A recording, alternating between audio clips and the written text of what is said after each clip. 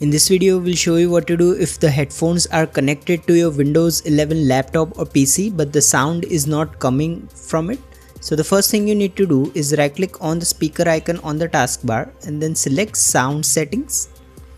In the settings app that opens, you need to ensure that you have selected your headphones as the default output device. So go to output and then select your headphones from here. Similarly, you can also select them as the input device using this option.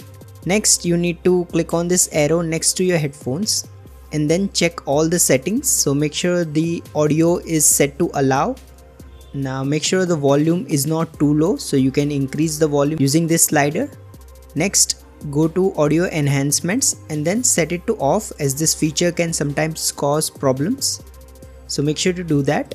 Now if your headphones don't appear under the output section, what you can do is scroll all the way down and then go to more sound settings. Now in this window that appears, right click anywhere and then select show disabled devices. So this will bring up all the devices. Now if you see your headphones here, simply right click on them and then set them to enable.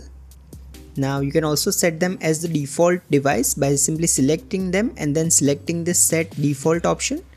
However, if this doesn't work, right click on the start icon and then go to device manager.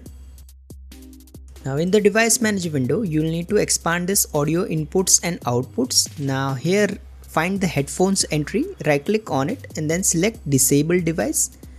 Once you have done that, right click on the same entry and then set it to enable device. Additionally, go to action and then select scan for hardware changes. Once you have done this, your headphones should work as expected. If not, you can try unplugging them and then plugging them back in. However, if nothing else works, right click on the headphones entry again and this time select uninstall device. Now select uninstall to confirm. After that, simply go ahead and restart your Windows PC and your issue should be resolved. If you find this video useful, please don't forget to like and subscribe to Glitch Guru.